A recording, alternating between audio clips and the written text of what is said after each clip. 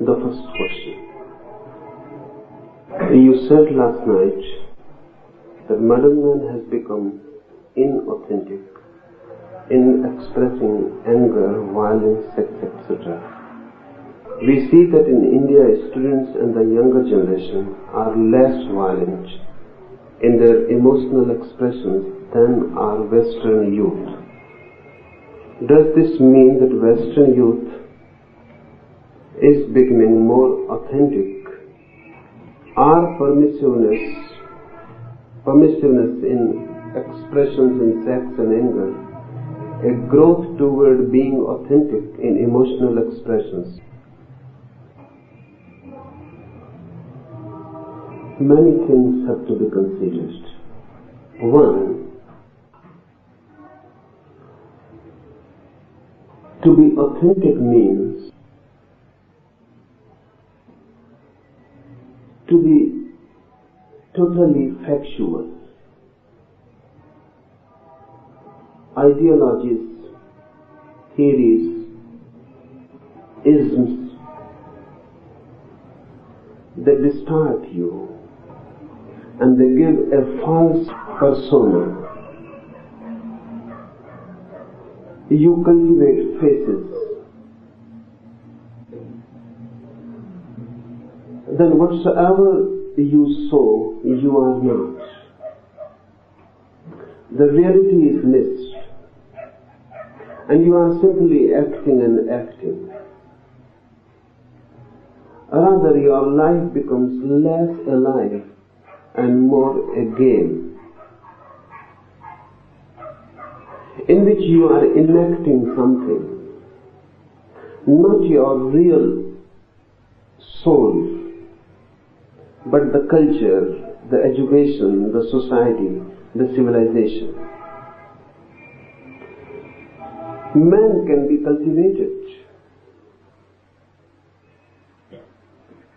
and the more you are cultivated, the less real. The reality is your uncultivated self, untouched by society. But that is dangerous. A child, if left to himself, will be just an animal. He will be authentic, but he will be an animal. He will not become a man. So that is not possible. That alternative is closed.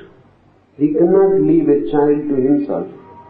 We have to do something. And whatsoever we do will disturb the real self. It will give clothing. It will give faces and masks to the child. He will become man, but then he will become an actor. He will not be real. If you leave him to himself, he will be like an animal, authentic, real, but not man. So it is a necessary evil. We have to teach him. We have to cultivate and condition him. Then he becomes man, but unreal.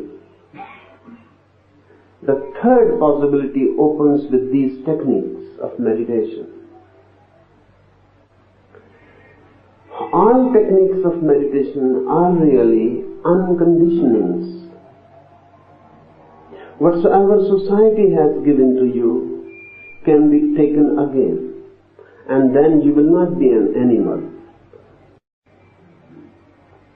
Then you will be something more than man. You will be a superman.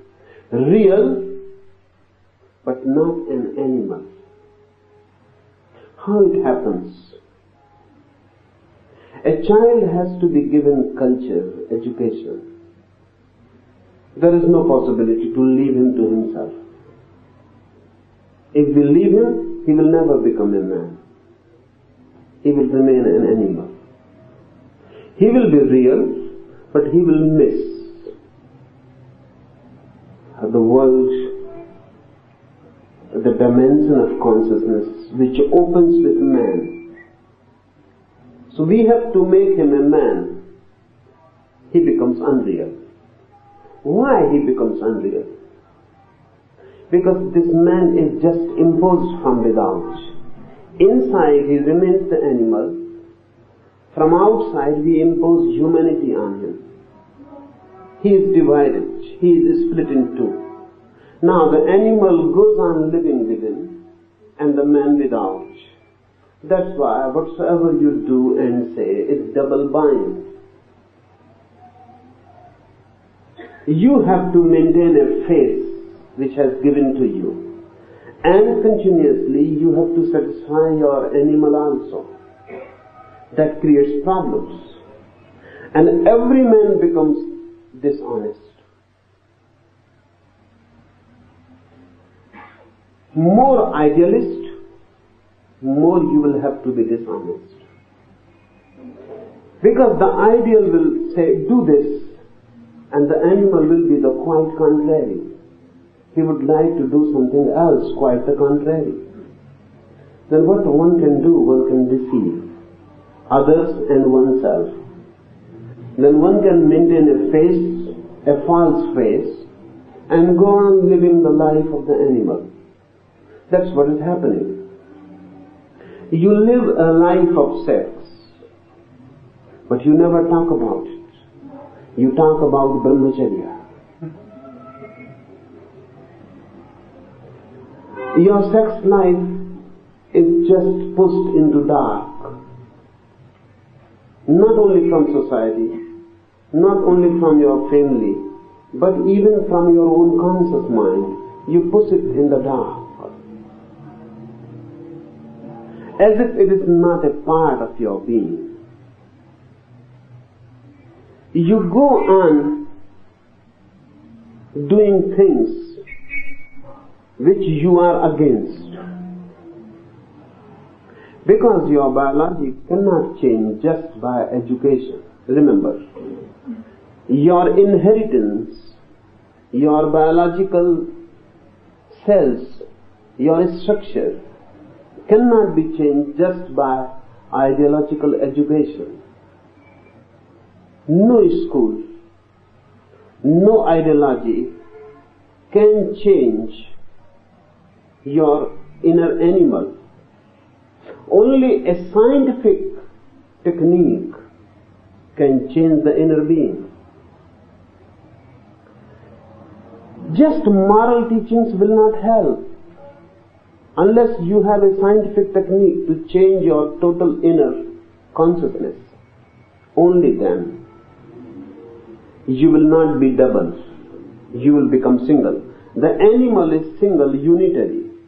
The saint again is single, unitary. Man is double. Because man is just between the two, the animal and the saint. And you can say between God and dog. Man is just in between. Inside he remains the dog. Outside he pretends to be a god. That creates a tension, anguish, and everything becomes false. Either fall down and become an animal, you will be more authentic than man, but then you will miss much. The possibility to become God, you will miss it. The animal cannot become God. Because the animal has no problems to transcend. Remember, the animal cannot become God because there is nothing to be transformed. The animal is at ease with himself. There is no problem, no struggle, no transcendence. The animal is not even conscious. He is simply unconsciously authentic. But the animal is authentic. The authenticity is unconscious. No animal can lie. That is impossible.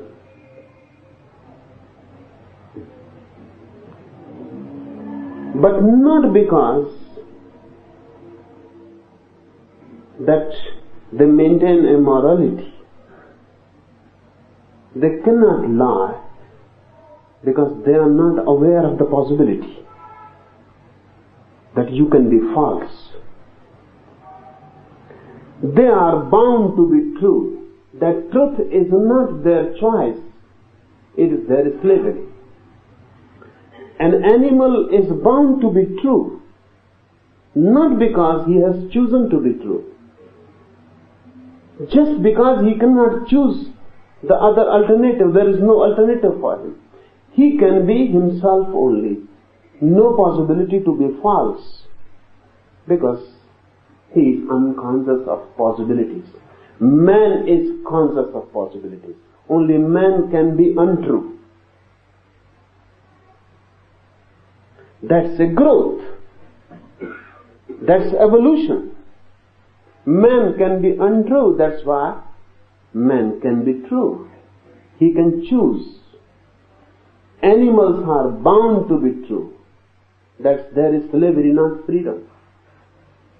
If you are true, that's an achievement.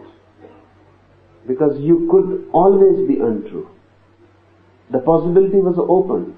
You have not chosen it. You have chosen the other. It is a conscious choice. Of course, then man will always be in difficulties. Choosing is always difficult. And the mind wants to choose something which is easy to do. Something with the least resistance. Mind wants to choose that. To lie is easy. To be false is easy. To appear loving is easy. To be loving is very difficult. To create a face is easy. To create a being is difficult. So man chooses the simple, the easy, which can be done without any effort and without any sacrifice. With man, freedom comes into existence. Animals are just slaves. With man, freedom comes into existence. Choice comes into existence. Then difficulties, anxiety.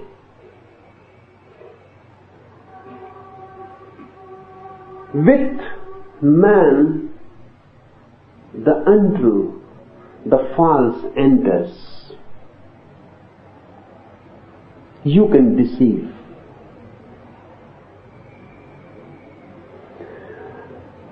Up to this point, it is a necessary evil. Man cannot be so simple and pure as animals, but he can be more simple and pure. He can be more impure and more complex. He can be more simple and more pure and more innocent, but he cannot be just like animals, simple and pure and innocent. That innocence is unconscious. Man has become conscious. Now, he can do two things. Either he may go on with his falsities, with his falseness, and constantly remain a divided being, in conflict with oneself. Or he may become conscious of the whole phenomena, what has happened and what is happening to him. And he may decide not to be false. He may leave all that is false. He may sacrifice. He may choose to sacrifice whatsoever can be gained by being false. Then he becomes again authentic. But this authenticity is different, qualitatively different from the authenticity of an animal. He was unconscious. He couldn't do anything. He was just forced by nature to be authentic. Now man decides to be authentic. No one is forcing him. On the contrary, everything is forcing him to be inauthentic. The society, the culture, all that exists around is forcing him to be inauthentic. He decides to be authentic. This decision makes you a self. And this decision gives you a freedom which no animal can attain and no false man can attain. Remember, whenever you lie, deceive, are dishonest, you are forced to do that. That's not your choice, not a real choice. Why you lie? Because of the consequences. Because the society. You will suffer if you say the truth. You lie. And you escape suffering. Really, the society has forced you to lie. It was not your choice. If you say the truth, it is your choice. No one was forcing you to say the truth. Everything was forcing you to say the lie, to be dishonest. That was more convenient, safe, secured. Now you are entering danger, insecurity. But this is your choice. With this choice, for the first time, you attain a self. So, animal authenticity is one thing. Man's authenticity is qualitatively different. It is a conscious choice. So a Buddha is one again, like an animal, with only one difference. He is simple, pure, innocent, like an animal, but unlike, because he is conscious. Now everything is a conscious choice. He is alert, aware. This question, that does this mean that Western youth is becoming more authentic? In a sense, yes. It is becoming more authentic because it is falling towards the animal. It is not a choice.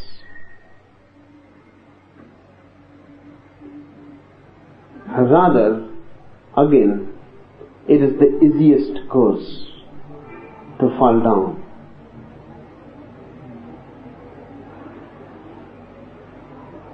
The Western youth is more authentic than the Eastern youth in the sense that they are now falling deeper down towards the animal. Eastern youth is false, looks like a facade, not real, phony.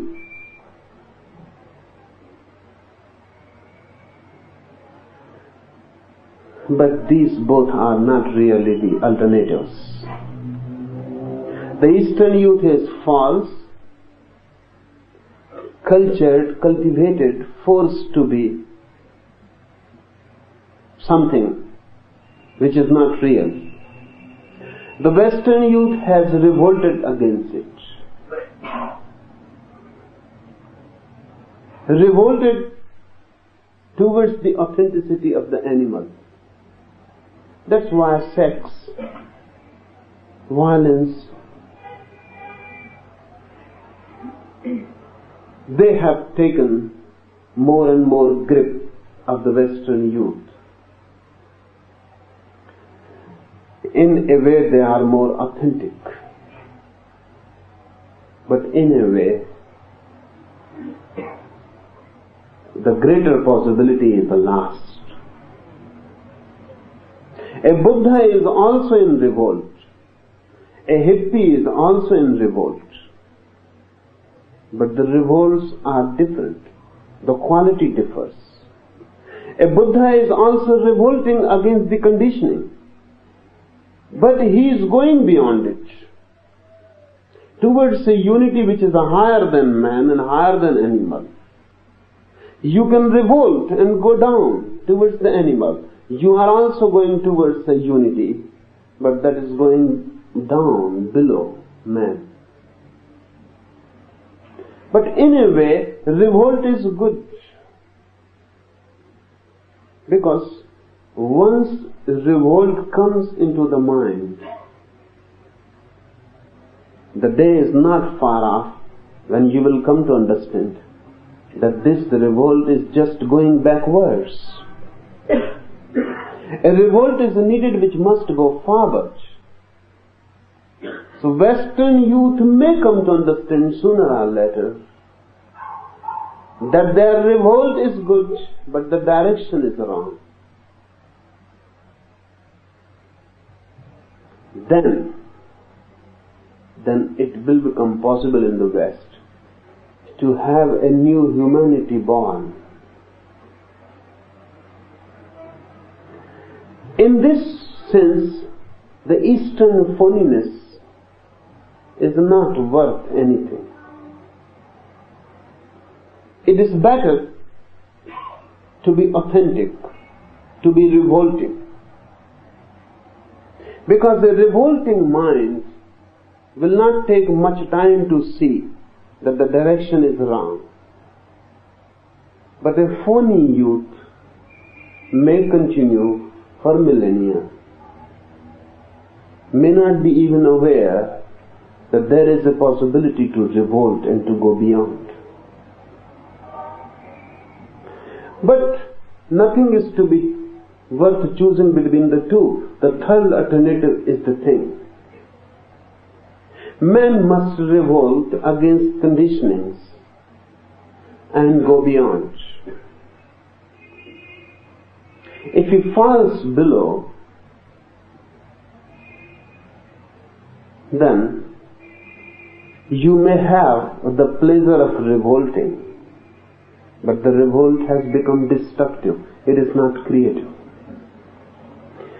Religion is the deepest revolt, but you may not have thought about it in that way.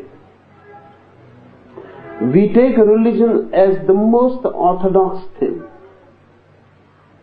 the traditional, the conventional. It is not.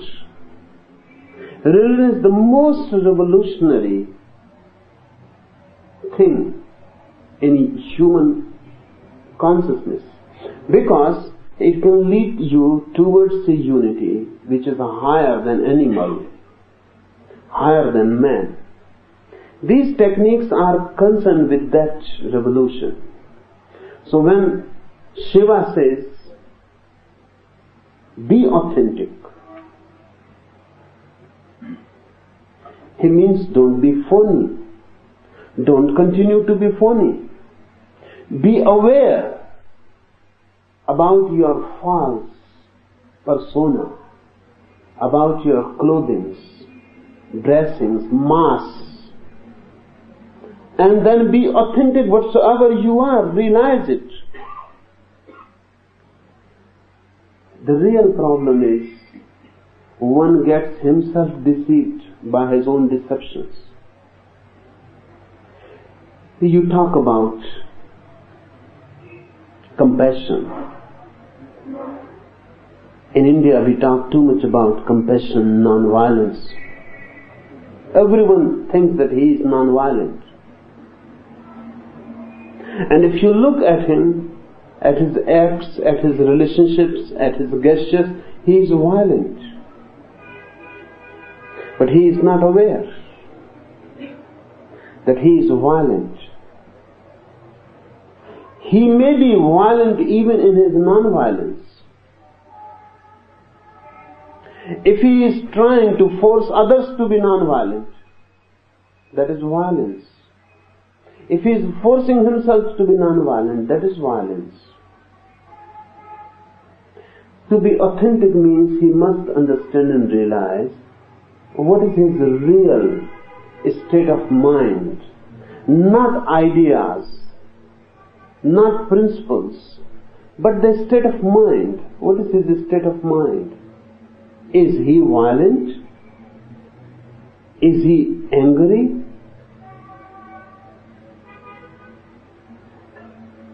This is what is meant by Shiva when he says, be authentic. Know what is your real fact. Because only a fact can be changed. A fiction cannot be changed. If you want to transform yourself, you must know your facticity. You cannot change a fiction. You are violent and you think that you are non-violent. Then there is no possibility of any transformation. Because that non-violence is nowhere. You cannot change it. And the violence is there, but you are not aware of it. So how can you change it? First, know the facts as they are. How to know the facts? Encounter them without your interpretations. That is what the sutra says, consider. Your servant has come. Consider how you look at your servant.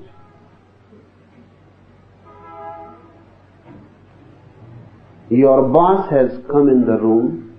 Consider how you look at your boss. Is the look the same when you look at your servant and when you look at your boss? Are your eyes the same, or is there any difference? If there is any difference, you are a violent man. You don't look at the person, at the man, at the human being. Your look is an interpretation. If he is rich, then you look in a different way. If he is poor, then you look in a different way. Your look becomes economical. You are not looking at the man right before you. You are looking to some bank balance. And if the man is poor, your look has a subtle violence in it. A degrading, insulting look. If the man is rich, you have a subtle appreciation. A welcome. A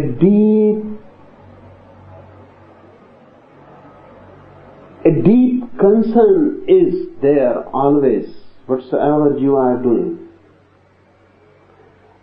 Look at your concern.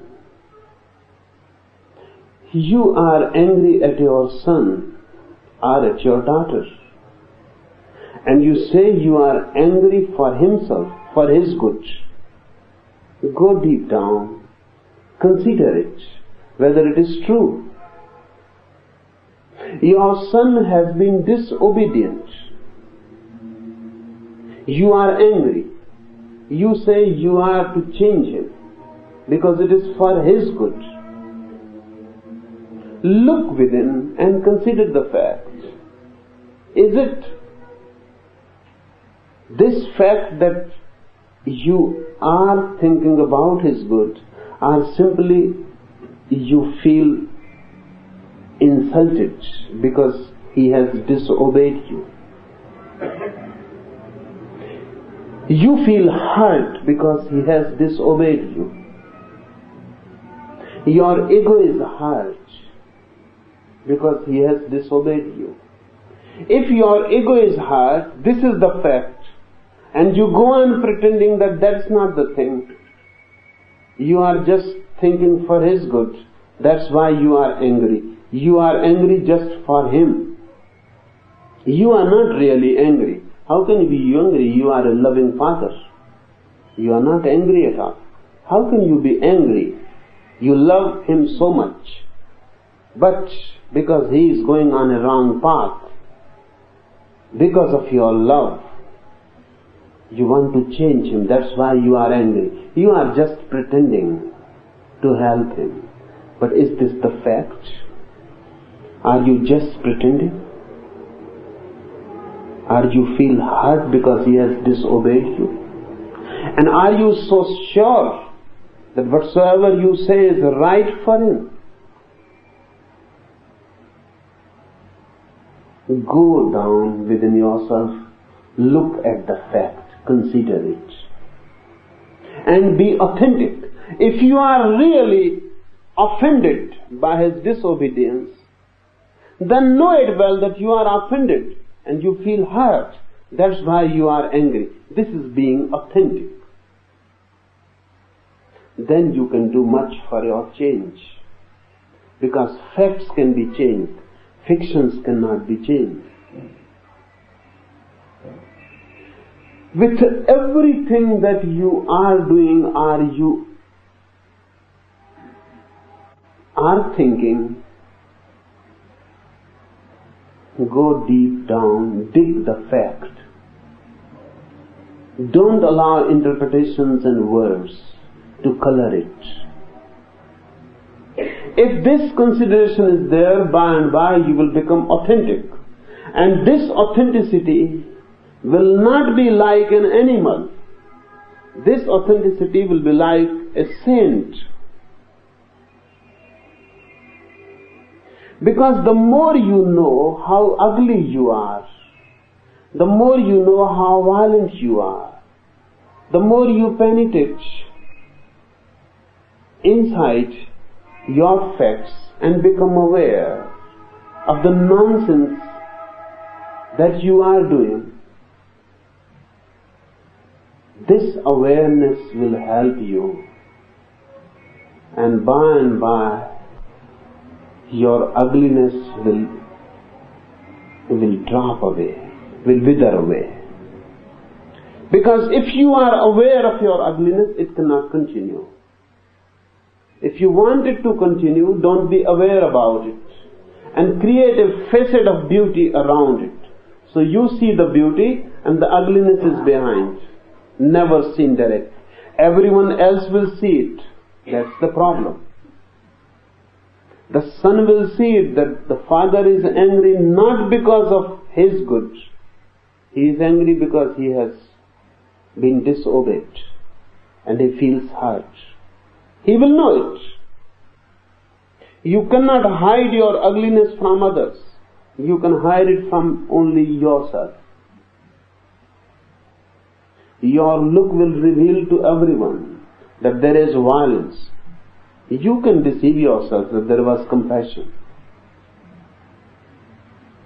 That's why everyone thinks himself a very superior being and no one else agrees with him. Your wife doesn't agree with you that you are a superior being. Your children are not in agreement with you that you are a superior being. Your friends, no one agrees with you that you are a superior being. They have a popular saying in Russia that if everyone says his mind totally, exactly as it is, there will not be 4 friends in the whole world. Impossible. Whatsoever your friend thinks about you, he never says to you. That's why friendship continues. But he is saying always behind you. And you are saying what you think about your friend behind him. No one says honestly what he thinks, because then there will be no possibility of any friendship. Why? And no one agrees with you. The reason is only this: you can only deceive yourself, you cannot deceive anyone else. Only self-deception is possible. And when you think you are deceiving others, you are simply deceiving yourself. It may be that others may deceive you that they have been deceived by you. Because there are moments when it is convenient to play the role of being deceived.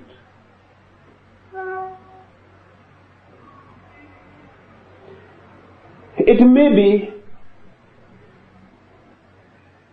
beneficial for the person. You say to someone about your greatness, everyone is talking directly, indirectly about his greatness, superiority. Someone may agree with you. If it is beneficial to him, he will deceive you that he is deceived by you. But he knows inside who you are. You cannot deceive anyone unless one is ready to be deceived. That's another thing. By being authentic is meant, remember your facticity. Always find it out from your interpretations. Throw interpretations and look at the fact what you are. And don't be afraid. Much ugliness is there. If you are afraid, then you will never be able to change it.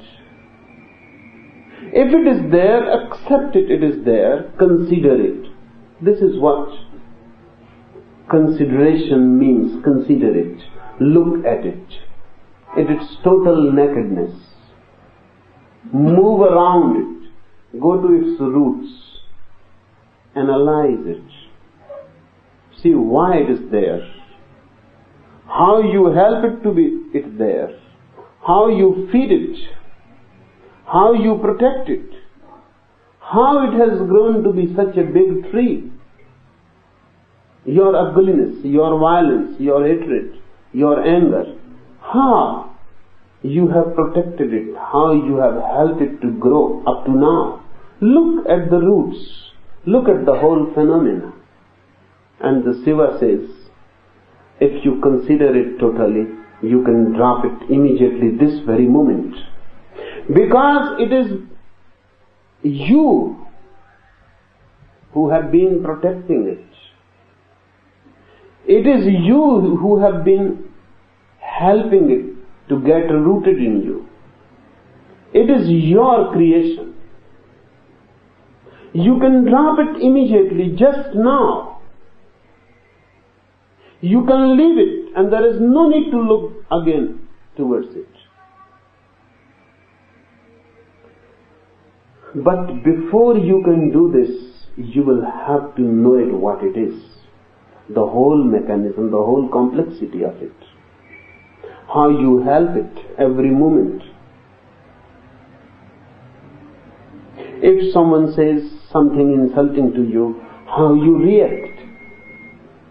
Have you ever thought about it that he may be right? Then look. He may be right. There is every possibility of him being more right than you about yourself. Because he is aloof, far away. He can observe. So don't react. Wait. Tell him that I will consider. You have insulted me, I will consider the fact you may be right. If you are right, then I will give you a thanks. If you are wrong, first let me consider. And if I find that you are wrong, I will inform you. But don't react. Reaction is different. If you insult me and I say to you, wait, come back after 7 days. I will consider whatsoever you have said. You may be right. So I will put myself in your place and will observe myself. I will create a distance. You may be right. So let me look at the fact. You have pointed it.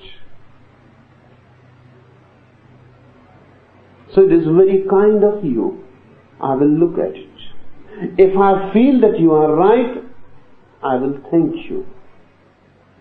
If I feel that you are wrong, I will inform you that you were wrong. Think over it again. But what is the need of reaction? You insult me, what I do? I insult you immediately, then and there.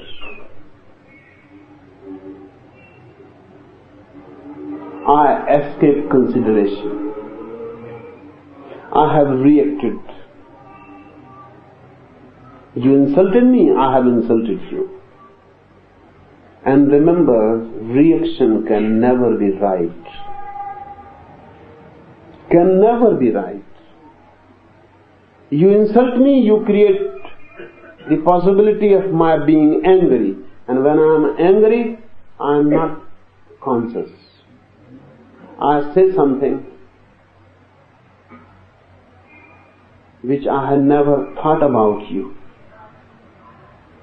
This very moment, because of your insult, I react in a violent way. A moment later, I may repent. Don't react. Consider about facts. And if your consideration is total, you can drop anything. It is in your hands. Because you are clinging to it, it is there. You can drop it immediately. And there will be no suppression, remember. When you have considered a fact, there will be never any suppression. Either you like it, so you continue it, or you don't like it, you drop it. The second question is concerned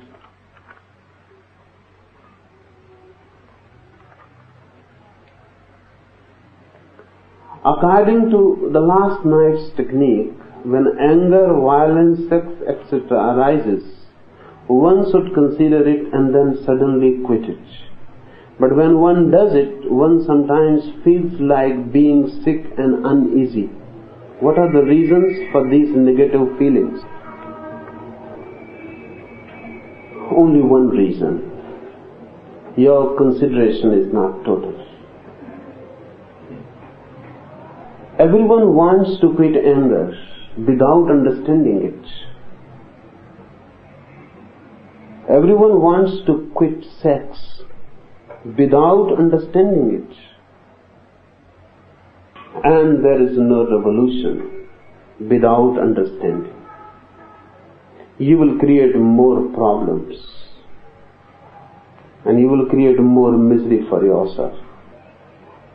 Don't think of renouncing anything. Just think of how to understand it. Understanding, not renunciation.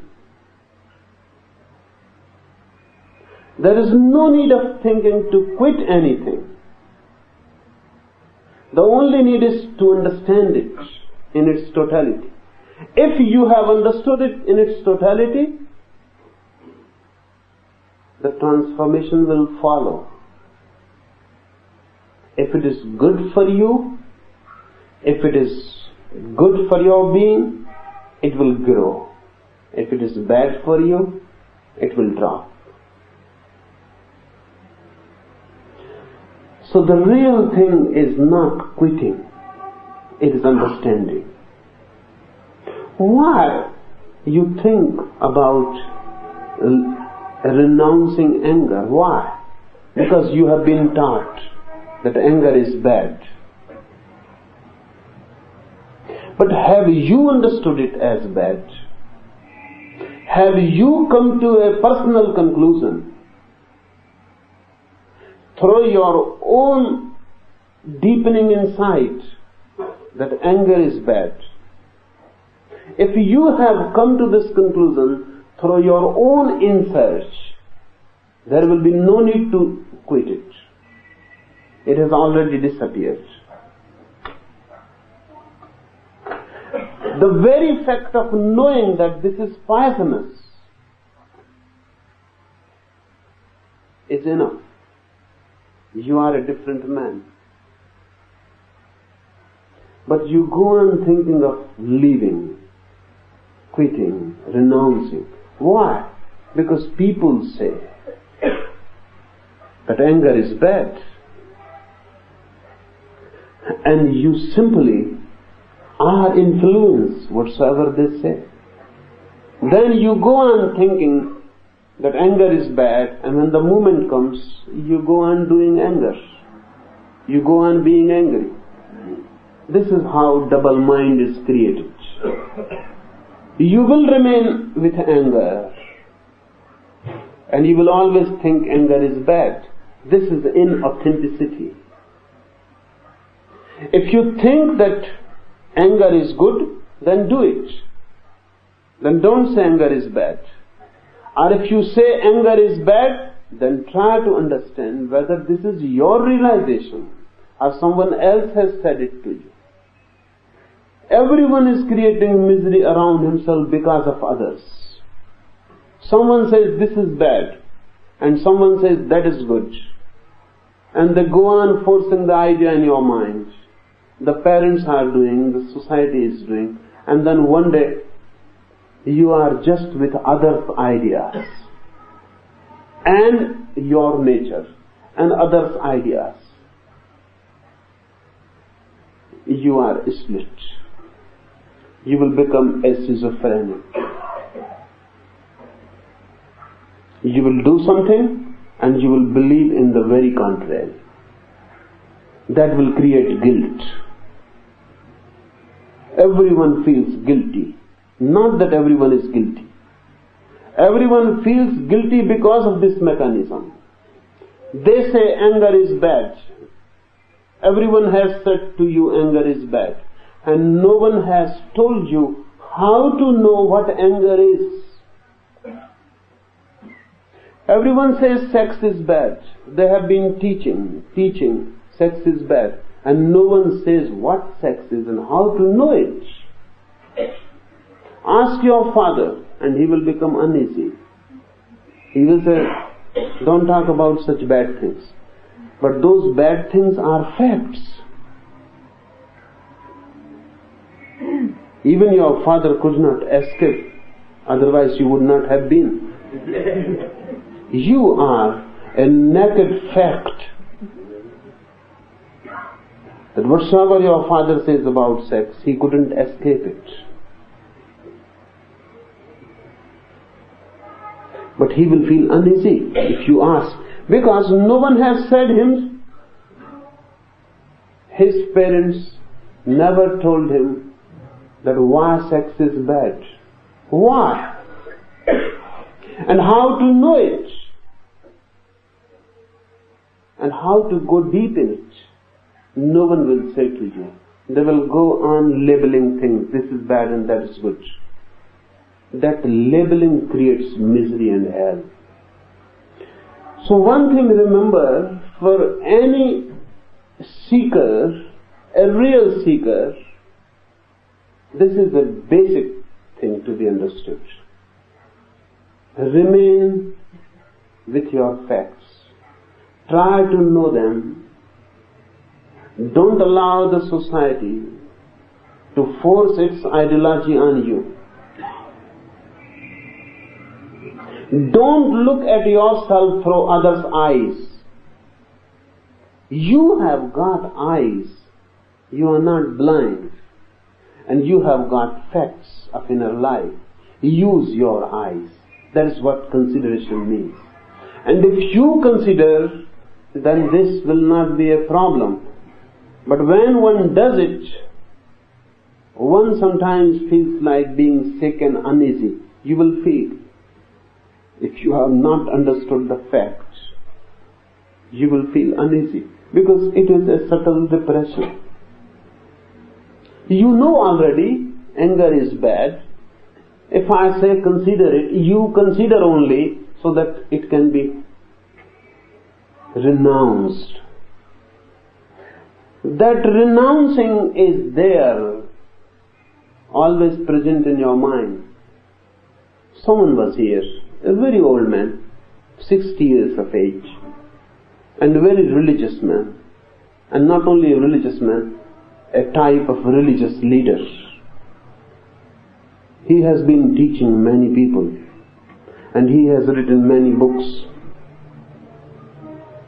A moralizer.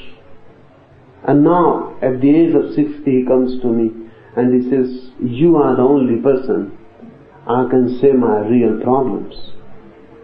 How to get rid of sex. And I have heard him speak about brahmacharya. He has written books. And he is torturing his sons and daughters. Because if you want to torture someone, morality is the best trick. The easiest. Because immediately you create guilt in the other person. That is the subtlest torture. Talk about brahmacharya and you create guilt. Because it is so difficult to be a brahmachari, to be a pure celibate. It is so difficult. So when you talk about brahmacharya and one cannot be, he feels guilty. You have created guilt. Now you can torture. You have made the other man degraded, inferior. Now he will never be at ease. He will have to live sex and he will feel guilty. And he will always try about brahmacharya and he doesn't know what to do. So his mind will think of brahmacharya and his body will live with sex. Then he will go against his body. Then he will think that I am not my body. This body is the evil thing. And once you create guilt in someone, you have destroyed. You have destroyed a mind, poisoned it. So the old man came and says, how to get rid of sex?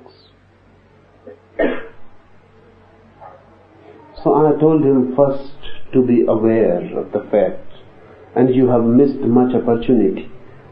Now the sex will be weak, and the awareness will need more effort.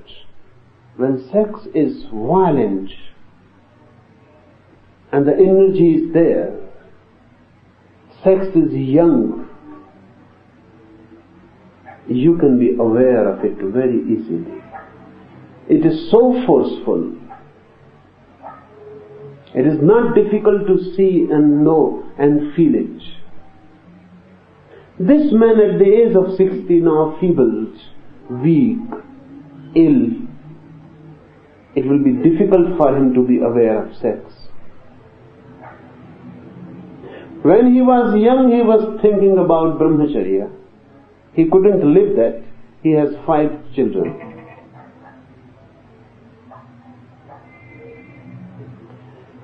Then he was thinking about brahmacharya and losing the opportunity, and now he is thinking what to do about sex. So I told him to be aware of it. Forget your teachings and burn your books. And don't say anything about sex to anyone unless you know it. Be aware of it. So he said, if I try to be aware, in how many days I will get rid of it? And this is how the mind works. He is ready even to be aware, but just to get rid of.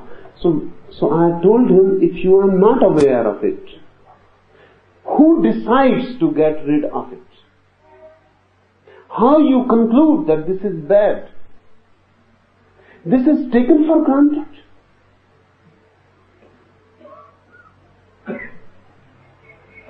No need to discover it within yourself.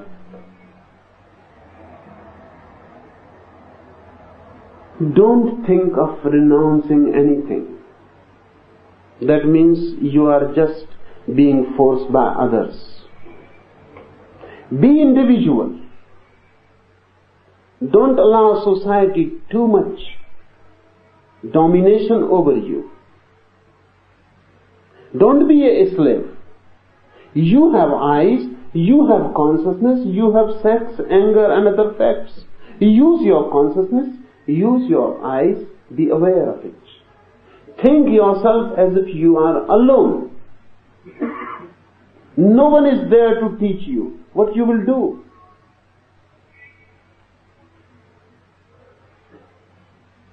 Start from the very beginning, from A, B, C, and go inside. Be totally aware. Don't decide. Don't be in haste. Don't conclude so soon. If you can reach a conclusion through your own awareness, that very conclusion will become a transformation. Then you will not feel any unease. There will be no depression. Only then you can quit anything. I am not saying be aware to quit. Remember, I am saying if you are aware, you can quit anything. Don't make awareness as a technique to quit. Quitting is just a consequence. If you are aware, you can quit anything. But you may not decide to quit. There is no necessity. You may not decide to quit. Sex is there. If you will become fully aware of it, you may not decide to quit it. If with full awareness you decide not to quit it, then sex has its own beauty. If with full awareness you decide to quit it, then your renouncement is also beautiful. Try to understand me. Whatsoever is come, whatsoever happens through awareness is beautiful, and whatsoever happens without awareness is ugly.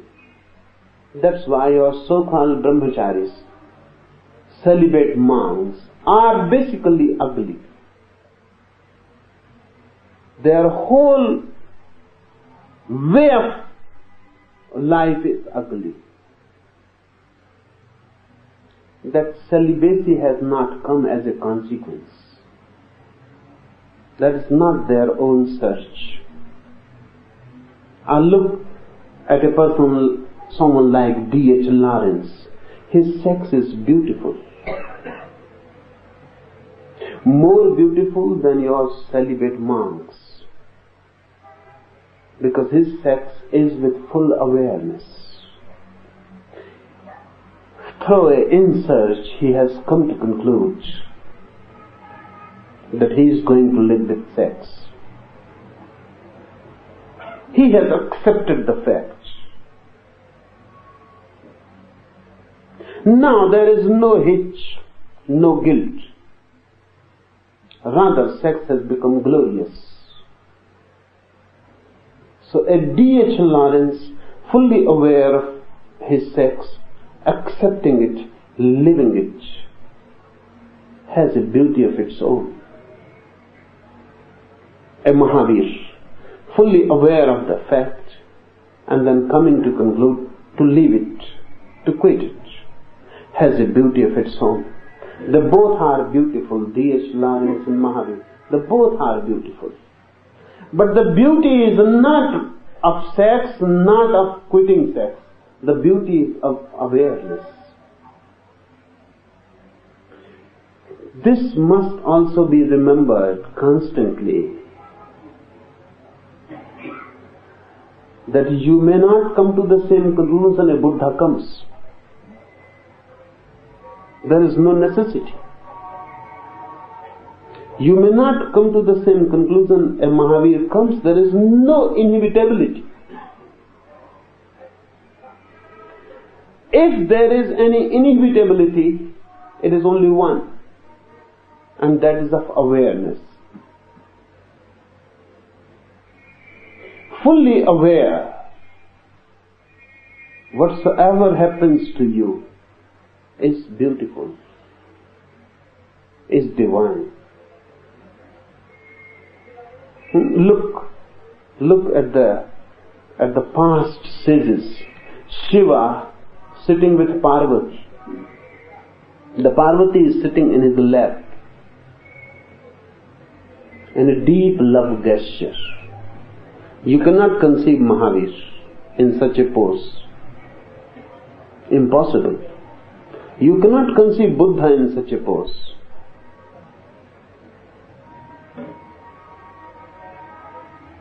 Just because Rama is pictured with Sita, Jains cannot accept him as avatar, as divine incarnation, because he is still with woman.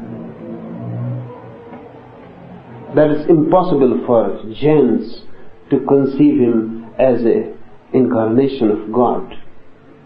So they say he is a great man, Mahamanav, but not avatar. He is a great man, but is still a man. Because the woman is there. When the woman is there, you cannot go beyond man. The counterpart is there. So you are still a man. Of course a great man, but not beyond man. If you ask Hindus, they have not talked about Mahavir at all. Not even talked, not even mentioned in their books. Because for the Hindu mind, man alone without woman is a half, a fragment. It is not the whole. Ram alone is not the whole.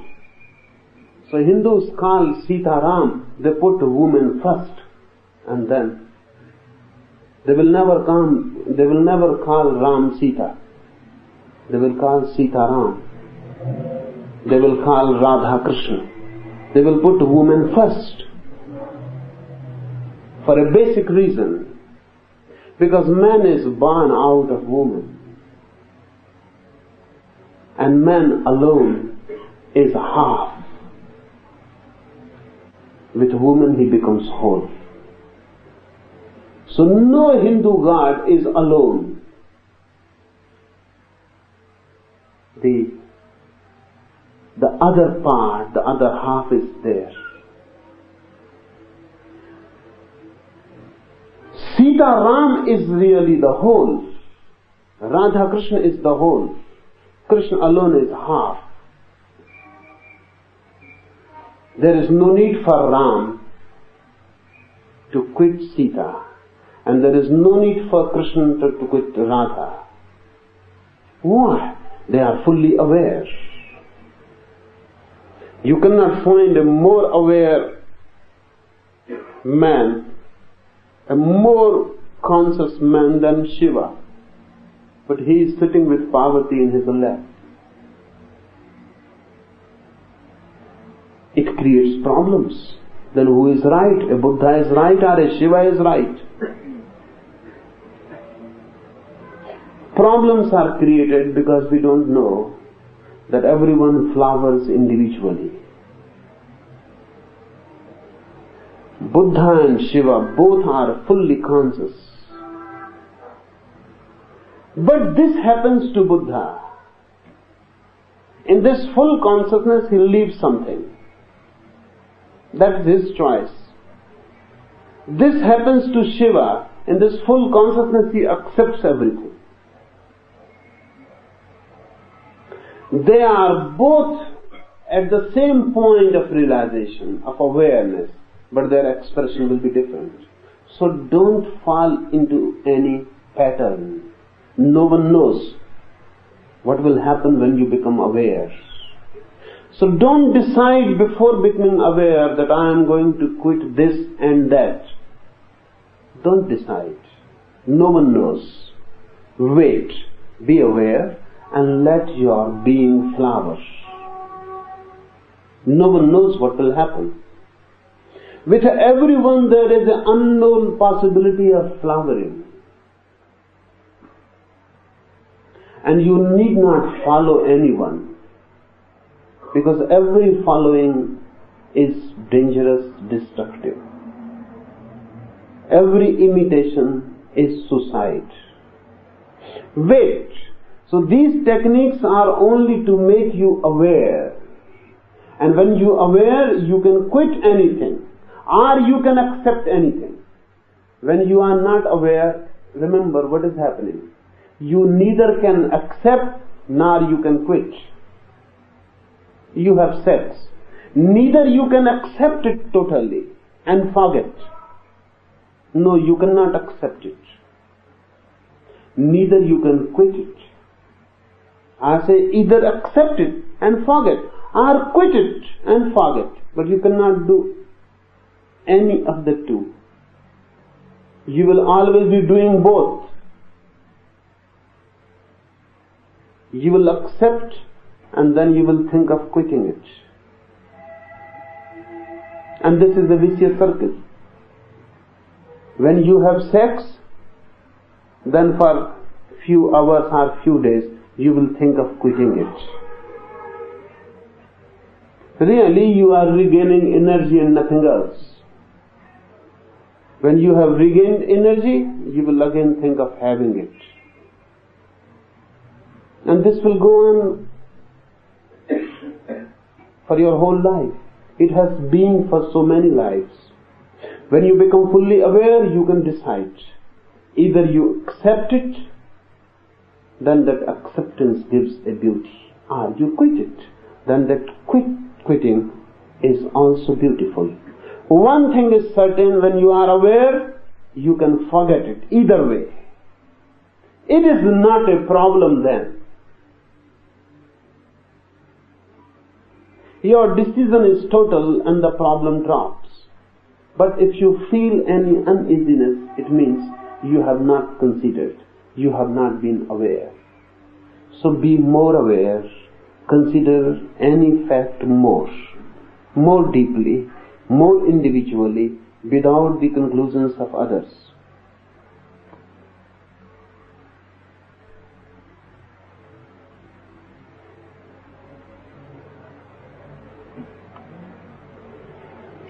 The third question, when impulse is authentic, I am unaware.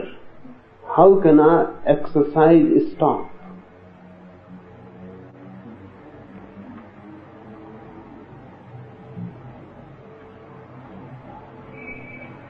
This is a very significant question. It is easy to stop anything when you are false. It is difficult to stop anything when you are authentic. When the anger is real, you will forget about the technique of stop. When the anger is false, you will remember, you can do it. But when the anger is false, there is no meaning. There is no energy. You can stop it, it is useless. When the anger is real, only then the energy is there. And if you stop it, the energy will take an inner turn. So what to do? Try to be aware, not of anger directly, but of easier things. You are walking, be aware of it. Don't start with anger. Start with easier things. You are walking. Be aware of it. There is no problem. And suddenly stop your walk.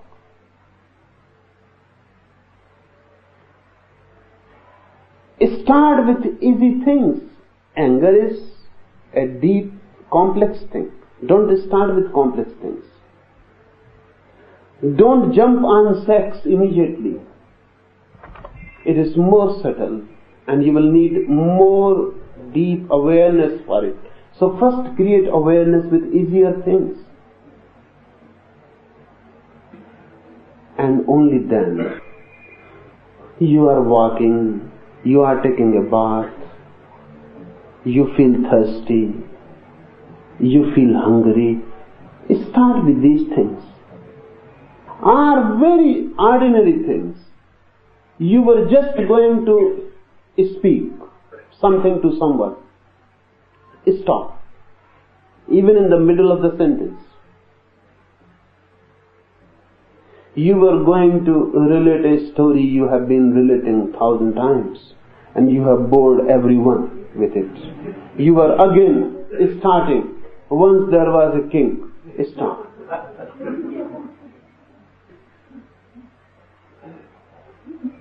With easy things. Start with easy things. There is a fly on your head. You were just going to throw it away by your hand. Stop. Let the fly be there. Let your hand remain stopped. Do with easy things. So you have the feeling, the feel of stopping and awareness. Then move to complex things. Anger is a very complex thing.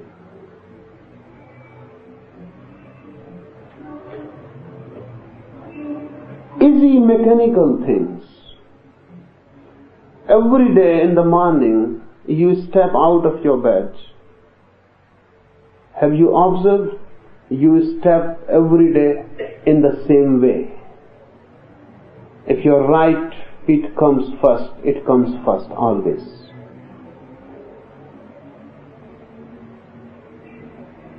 Tomorrow morning, when the right feet is coming out, stop and let the left feet come. Do with easier things. Nothing to sacrifice. Just a habit. Always you start your walk with the right feet first. Stop. Anything can be used. Find out. Easier, the better. And when you become a master of easier things, and you can stop suddenly, and can have the feel of awareness, a sudden calmness comes to you. An inner silence explodes for a second.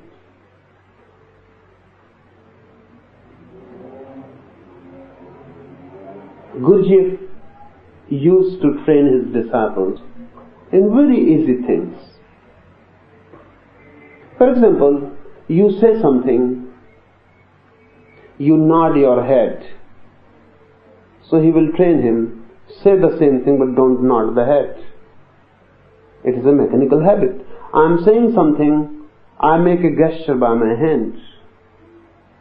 Gurdjieff will say, don't make this gesture when you say this thing. Remember this. Make any other gesture. But remember only this. Then when you are saying this, don't make this gesture. Be aware of it. So use anything. Use anything. You always start your conversation with a particular sentence. Don't start with it.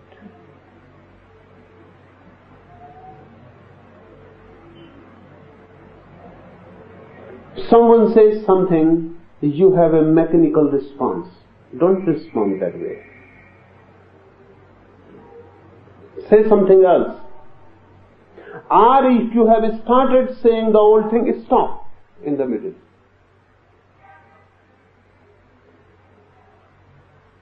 Stop with a jerk.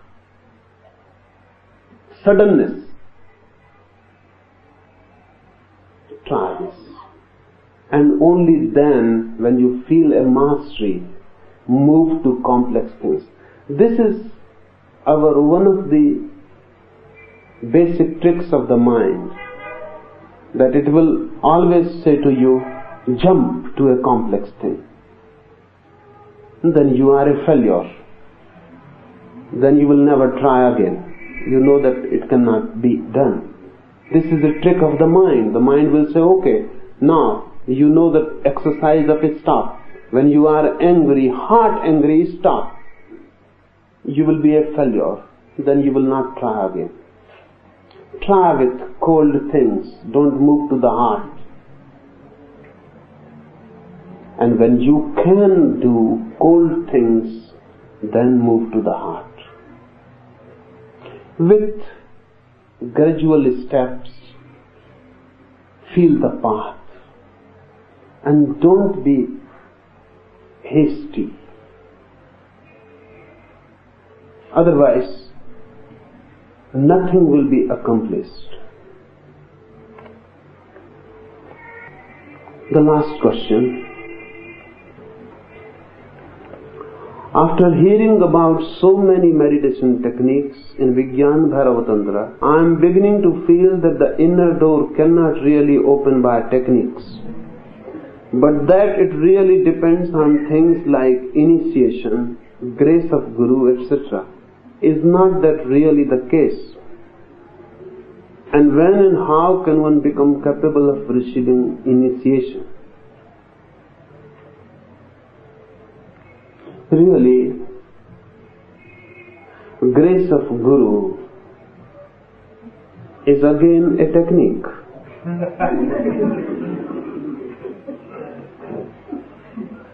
Just by changing the words, nothing changes. It means surrender.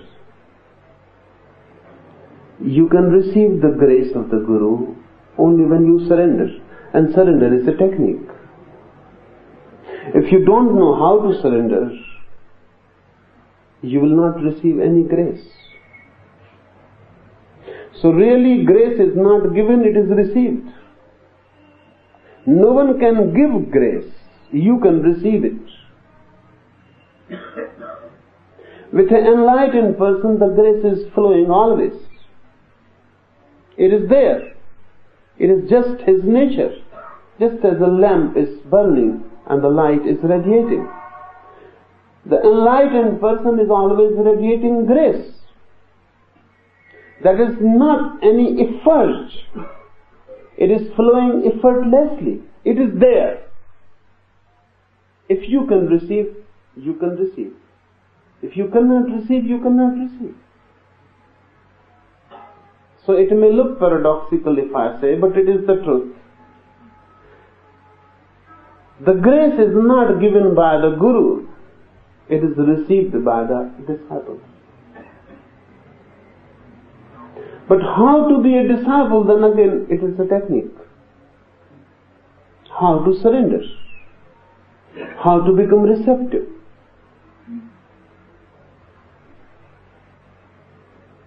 And surrendering is the most difficult of things. You cannot surrender your anger, you cannot surrender your sadness. How can you surrender your total being? You cannot surrender nonsense things. You cannot surrender your diseases. How can you surrender yourself?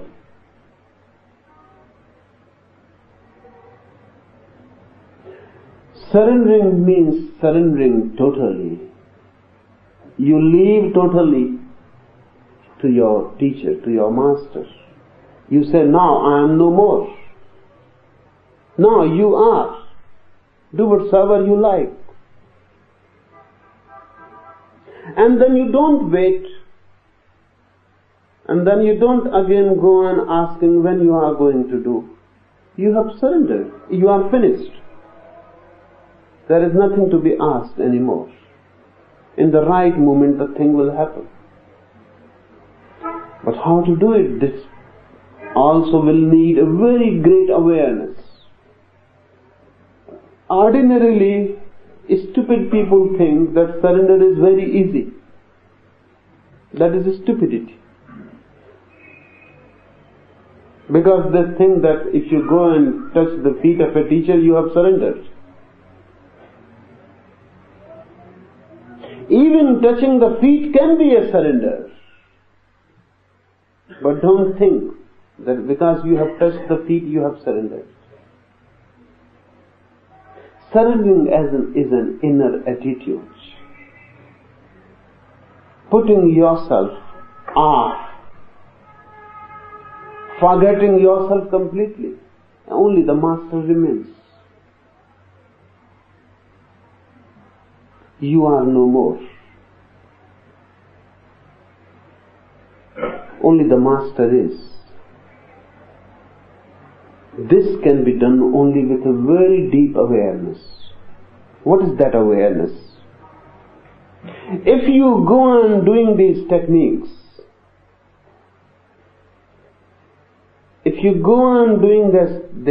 these techniques, and you feel continuously that you are helpless,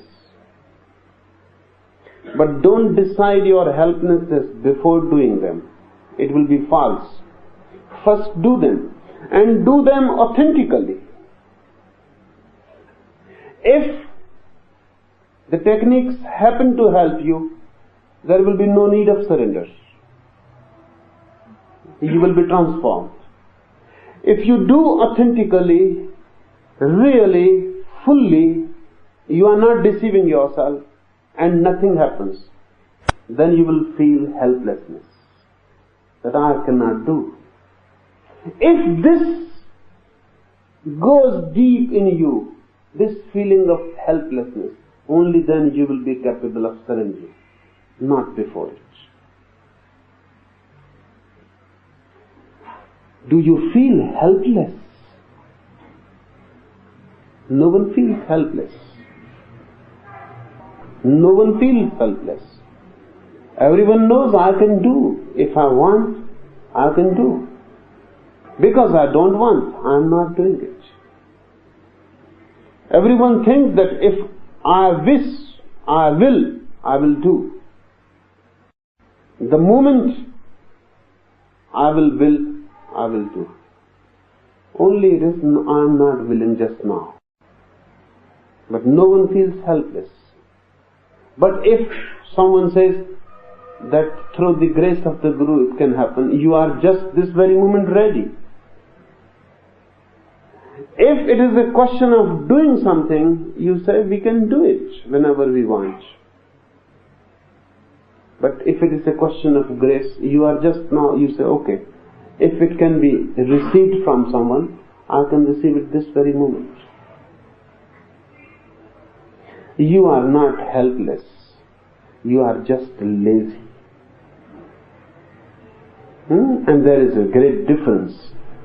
In laziness, no grace can be received. Only in helplessness. And helplessness is not part of laziness. Helplessness comes only to them who make every effort first to reach, to penetrate, to do. When you have done everything and nothing happens, you feel helpless. Only then you can surrender to someone. Then your surrendering will become a technique. That is the last of techniques. But people try it first. That is the last, the ultimate. When nothing can do, when nothing happens by doing, only helplessness and helplessness and helplessness. And you lose all hope. Your ego is shattered. You know now that alone nothing can be done. Then your hand reaches to the feet of the Master. It is a different type of reach. You are helplessly searching Him. Your whole being moves to His feet. You become just a womb to receive. Then the grace is available. It has never been unavailable. It is always available. In every age, in every period, there are enlightened persons. But unless you are ready to lose yourself, you will not be in contact with them. You may be just sitting behind, just sitting by the side of them, but there will be no contact. There are three types of distances. One distance is of space. You are sitting there, I am sitting here, and there is a space between the 2 points. This is a distance in space. You can come near. The distance will be less. You can just touch me and the distance is lost, but only in space. There is a second type of distance in time.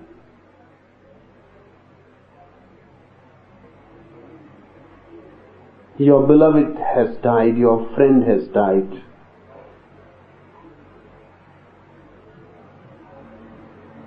In space, the one point has disappeared completely. Infinite distance. But in time, you can feel your friend just nearby. You close your eyes and the friend is there. It may be the person who is sitting by your side is more distant than your beloved, who is no more in the world, in time. But there is a third type of distance, and that is of love. The beloved is dead, then by and by, there will be a greater distance of time. People say time heals. When the time is very, very, very distant, the memory becomes more and more faint and disappears. A third distance exists, a third dimension, which is love. If you are in love with someone, then he may be on another star. But in love, he is just near you. He may have died.